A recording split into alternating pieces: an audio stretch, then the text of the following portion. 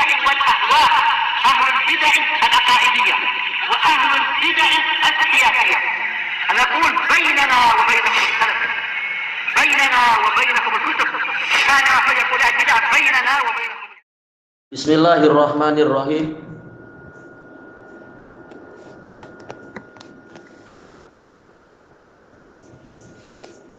Qala al-Imam An-Nawawi rahimahullahu taala, al-haditsus samin wa tis'un ba'da tis'imi'ah, 998. Wa an Abi Hurairah radhiyallahu anna Rasulullah sallallahu alaihi wasallam qala, idza matal insan inqata'a amaluh illa min salas. Apabila manusia itu mati, maka amalannya itu terputus kecuali dari 3 jenis amalan. Shadaqatin jariyah, yang pertama adalah sedekah yang terus mengalir. Au ilmin yuntafa'u bih, atau ilmu yang diambil manfaatnya. Au waladin sholihin yad'ulah, atau anak soleh yang mendoakan kebaikan untuknya. Rawahu Muslim.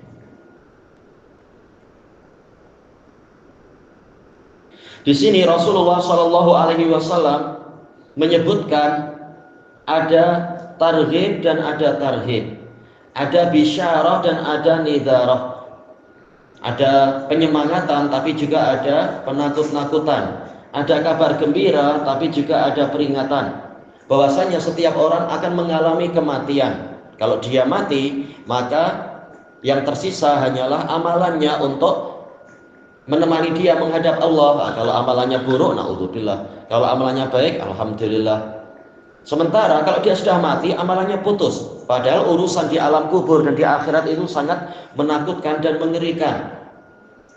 Apakah kita mampu dengan amalan kita menebus kekurangan-kekurangan yang ada, atau ditimbang untuk menghadapi dosa-dosa yang banyak, dosa terkait dengan hak Allah, terkait dengan hak Rasulullah, terkait dengan hak sesama manusia, terkait dengan hak kita sendiri yang mungkin kita sia-siakan, atau terkait dengan hak mungkin hewan yang pernah kita aniaya, dan seterusnya. Urusan sangat banyak.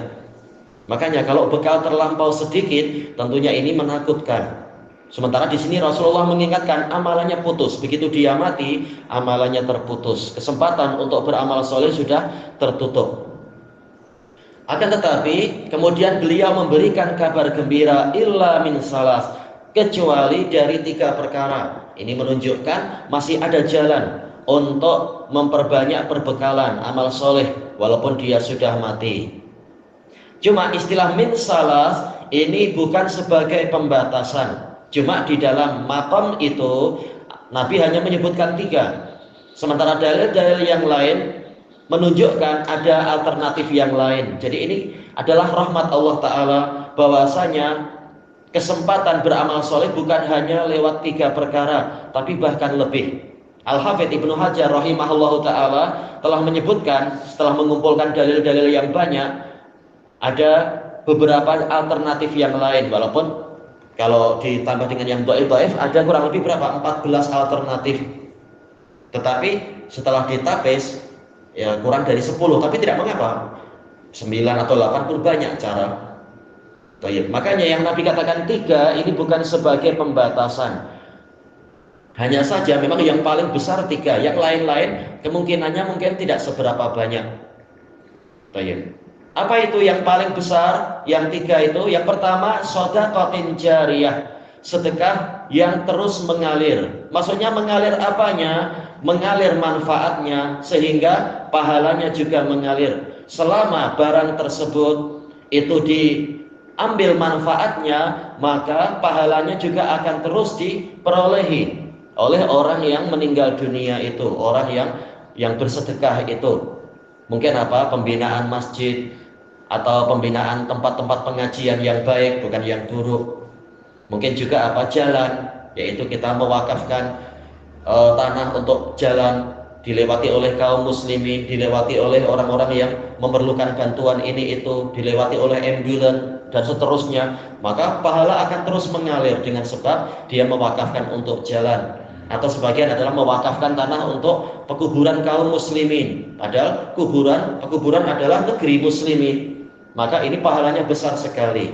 Istilahnya musabbal, dibuat fisabilillah, menjadi tempat tinggalnya kaum muslimin. Kalau kita tanah untuk orang hidup mungkin apa? Perlu tanah luas untuk beberapa orang, tapi untuk pekuburan, alhamdulillah muslimin yang dikubur tidak perlu jalan sana sini, tak perlu ruangan yang luas. Cukup tempat untuk dia berbaring. Boleh ditempati berpuluh-puluh orang, mungkin beratus-ratus orang barangkali. Maka pahalanya banyak sekali. Menjadi apa? Negeri kaum muslimin, negeri di bawah tanah. Maka ini juga pahalanya akan terus mengalir. Kalau memang ini wakaf, tapi kalau sekitar persewaan ya tidak ada pahala. Sekedar apa? Sewa, sekedar jual beli, tidak dosa tetapi tidak berpahala. Baik.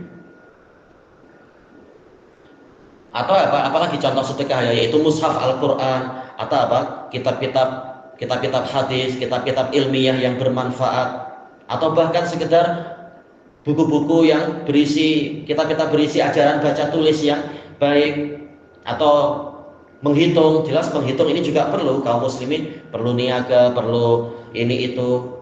Ini juga apa? Perlu cara menghitung. Buku yang mengajarkan cara berhitung ini juga ada pahalanya. Walaupun pahala bertingkat-tingkat, tetapi ini juga termasuk sedekah jariyah.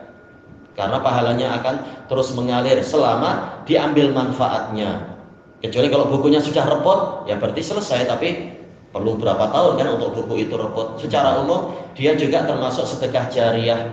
Sebagaimana mushaf Quran juga kalau sudah repot ya sudah. Tapi secara umum itu entah berapa puluh tahun baru akan repot. Demikian pula mungkin sound system yang dipakai untuk kebaikan, bukan untuk konser musik, tapi untuk kebaikan, untuk apa itu?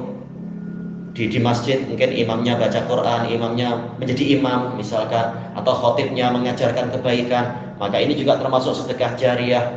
Demikian pula tikar, karpet, sejadah dan seterusnya. Selama dia diambil manfaatnya, maka pahalanya juga akan terus mengalir. Aw ilmin yuntafa'u bih, atau ilmu yang diambil manfaatnya. Ilmu apa? Ini kalimatnya nakirah, menunjukkan dia itu umum, menunjukkan semua jenis ilmu selama dia ilmu yang bermanfaat. Bukan ilmu sihir tentunya, bukan ilmu bid'ah, ilmu kesyirikan, ilmu maksiat, bukan. Kalau ilmu pencurian jelas ini malah jadi apa itu nanti?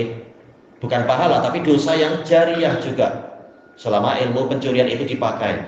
Tetapi yang dimaksudkan adalah ilmu-ilmu yang baik, ilmu agama atau ilmu duniawi yang bermanfaat, cara bertukang, cara bercocok tanam, cara mengobati orang, atau cara apa itu yang kemarin kami sempat tengok craft di sana itu, cara membatik yang baik. Asal batiknya bukan batik yang haram-haram tentunya, yang tanaman-tanaman menggembirakan para wanita, dipakai untuk di rumah tentunya misalkan. Ini bermanfaat. Selama dia ada manfaat maka pahala itu insyaallah. Kalau diajarkan dengan apa? Ikhlas. Tapi kalau dengan minta upah ya berarti ini sekedar jual beli biasa. Tidak sampai dosa tetapi ya tidak berpahala. Tapi kalau diajarkan dengan ikhlas ada pahalanya. Dan seterusnya, apapun yang bermanfaat maka dia kalau diajarkan dengan ikhlas akan mendatangkan pahala. Termasuk juga amar ma'ruf nahi mungkar, itu juga mendatangkan pahala selama nasihatnya itu dilaksanakan, maka akan terus mendatangkan pahala. Sebagaimana dalam hadis Abi Hurairah juga yang diriwayatkan oleh Imam Muslim, man da'a ila hudan lahu ajrun wa ajru man tabi'ah. Barang siapa mengajak kepada suatu hidayah, maka dia mendapatkan pahala dan pahala orang yang mengikutinya ila yaumil qiyamah, sampai hari kiamat, min ghairi ayyanqusa min ujurihim syai'a, tanpa mengurangi pahala mereka sedikit pun. Tapi sebaliknya, wa man da'a ila dhalalah, barang siapa mengajak kepada kesesatan, fa alaihi wizruha wa wizru man amila biha, maka dia memikul dosanya dan dosa semua orang yang mengamalkannya ila yaumil qiyamah, sampai hari kiamat, min ghairi ayyanqusa min auzarihim syai'a, tanpa mengurangi dosa mereka sedikit pun. Jadi sebagaimana sedekah ada jariyah, dosa juga ada jariyah. Bagaimana yang mengajarkan bid'ah-bid'ah? Sementara Nabi mengatakan kullu bid'atin dhalalah, setiap bid'ah adalah kesesatan. ya ini bahaya. Jadi dosa jariyah walaupun dia mati kalau dia tidak bertobat. Baik. Kemudian awaladin sholihin yad'ulah, atau anak soleh yang mendoakan dia. Anak soleh seluruh amalan dia walaupun tidak diniatkan untuk orang tua, maka pahalanya akan sampai. Karena anak itu adalah hasil dari usaha orang tua. Sebagaimana apa? Di dalam hadis yang sahih, apa itu? Al-walad min kasbi abi. Anak itu adalah dari kerja orang tuanya, hasil usaha orang tuanya. Sebagaimana juga tafsir para ulama salaf terkait dengan firman Allah Ta'ala, ma aghna anhu maluhu wa ma kasab. Tidak berguna untuk Abu Lahab harta dia dan apa yang dia usahakan, yaitu anak-anak. Jadi setiap kali anak itu mengerjakan amal soleh, insya Allah orang tua akan mendapatkannya. Karena penyebab itu bagaikan pelaku. Ma'ruf dalam kaidah fiqhiyah, al-musabbib li syai' bi manzilatil mubashir. Orang yang menyebabkan terjadinya suatu perkara, dia bagaikan pelakunya. Tatkala orang tua adalah sebab lahirnya anak, sebab terwujudnya anak di dunia, maka kalau anak itu berbuat amal soleh, maka orang tua akan mendapatkan pahalanya. Gimana kalau anak berbuat jahat, apakah orang tua ikut terkena dosa? Nah, ini rahmat Allah ada di sini. Dalilnya tadi umum, kemudian dibatasi. Dalam hadis yang lain Rasulullah mengatakan apa itu? La yajni waladun ala walidih. Anak tidak memberikan jinayah kepada orang tuanya. Jadi dosa anak dipikul oleh anak itu sendiri, bukan orang tua ikut memikul dosanya. Sebagaimana la yajni walidun ala waladih, orang tua tidak membuat jinayah pada anaknya. Yaitu kalau orang tua membuat dosa, bukanlah anak memikul dosa sampai 7 turunan seperti istilah jahiliyah, dosa 7 turunan, tidak ada itu. Kecuali kalau orang tua mengajarkan itu. Nah, ini terkait dengan perkara yang kedua tadi, masalah dia mengajarkan itu. Atau tahu anaknya berbuat itu, kemudian dia diam saja, meridhoi. Nah, ini terkena dosa. Namanya anak, dia akan lihat ayah saya melihat saya berbuat gini, mendiamkan. Berarti apa? Oh, ayah saya suka juga. Anak akan memahami seperti itu. Maka itu perkaraannya jadi lain. Tapi hukum asalnya dosa anak itu tidak dipikul orang tua, sebagaimana dosa orang tua tidak dipikul oleh anak. Tapi amal soleh anak akan sampai ke orang tua, karena orang tualah yang menyebabkan wujudnya anak itu dengan segala manfaat-manfaat yang ada.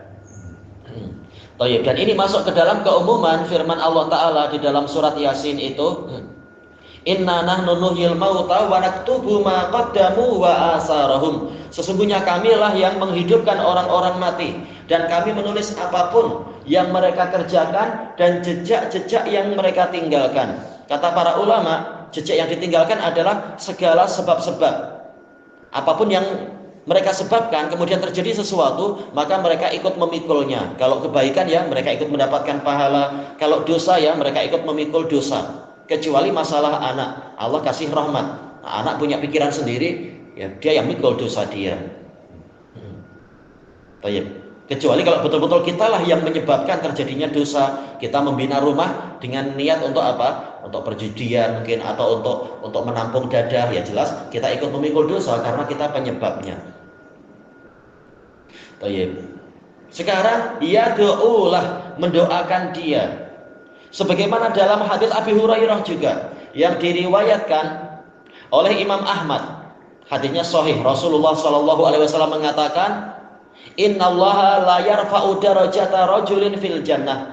Sesungguhnya Allah benar-benar mengangkat derajat seseorang di surga. Fayaqul ya Rabbi anna li hadza. Maka dia berkata, wahai Rabbku, dari mana saya mendapatkan derajat ini? Dia tidak merasa layak mendapatkan derajat ini. Maka Allah mengatakan, bistighfari waladika lak, dengan sebab anakmu mendoakan pengampunan untukmu. Sering didoakan pengampunan, dosa-dosa diampuni, dihapus. Ternyata masih terus didoakan pengampunan, maka akhirnya terangkat derajat dia. Inilah pentingnya, yaitu apa? Anak mendoakan orang tua, semoga mereka selamat dari azab. Semula azabnya besar, boleh diperkecil, dipersedikit. Semula azabnya lama, boleh diringankan, dikurangi, atau boleh jadi sampai dosanya itu habis, sehingga tinggal derajatnya dinaikkan, pahalanya diperbanyak. Dengan sebab anak mendoakan pengampunan untuk orang tua. Makanya dalam Quran Allah Ta'ala mencontohkan itu, Rabbirhamhuma kama rabbayani shaghira. Wahai Rabbku, rahmatilah mereka berdua sebagaimana mereka telah mentarbiyah saya sejak kecil. Mentarbiyah, mendidik, merawat, membesarkan, semuanya masuk dalam istilah tarbiyah. Baik. Dan orang ketika sudah mati, dia lebih memerlukan rahmat daripada di dunia. Di dunia Allah mencukupkan dengan satu rahmat, mencukupi satu dunia. Tapi di akhirat sampai 99 rahmat, karena memang keadaan akhirat itu lebih berat dan lebih pahit. Orang lebih memerlukan rahmat nanti di akhirat daripada di dunia. Kehidupan akhirat lebih panjang, dunia paling berapa lama? Hanya satu nafas dari nafas-nafas akhirat. Makanya kalau di dunia saja kita sangat memerlukan rahmat Allah, apalagi setelah mati, sampai nanti di hari kiamat dan seterusnya. Makanya doa anak itu sangat penting. Cuma apakah kalam yad'ulah ini sebagai syarat? Yaitu kalau anak itu mendoakan baru bermanfaat, kalau anak tidak mendoakan maka tidak bermanfaat. Tidak demikian. Telah dijelaskan oleh para pensyarah kalimat ini, yad'ulah ini sekitar apa? Kharaja makhrajal ghalib. Biasanya anak soleh itu akan mendoakan orang tua, tahu bersyukur, tahu betapa susahnya orang tua di alam kubur, maka dia berusaha mendoakan. Bagaimana kalau anak itu tidak mendoakan? Tidak mengapa, dalam artian yaitu kesolihan anak itu pahalanya akan sampai ke orang tua walaupun si anak tidak mendoakan. Tapi bagaimana jadi anak soleh kalau sama sekali tidak pernah mendoakan orang tua? Ini melampau. Cuma kalimat yad'ulah ini bukan sebagai syarat sah untuk anak itu bermanfaat untuk orang tuanya. Ini cuma kharaja makhrajal ghalib. Jelas biasanya anak soleh akan mendoakan orang tua. Jadi orang tua mendapatkan manfaat dengan sebab amal anak soleh dan juga dengan sebab doa secara khusus.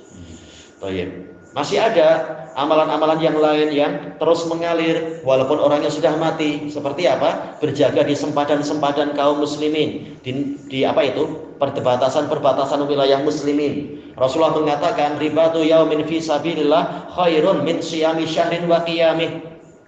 Berjaga di sempadan-sempadan kaum muslimin, di perbatasan wilayah muslimin di jalan Allah, itu lebih baik daripada berpuasa sebulan dan sholat selama sebulan.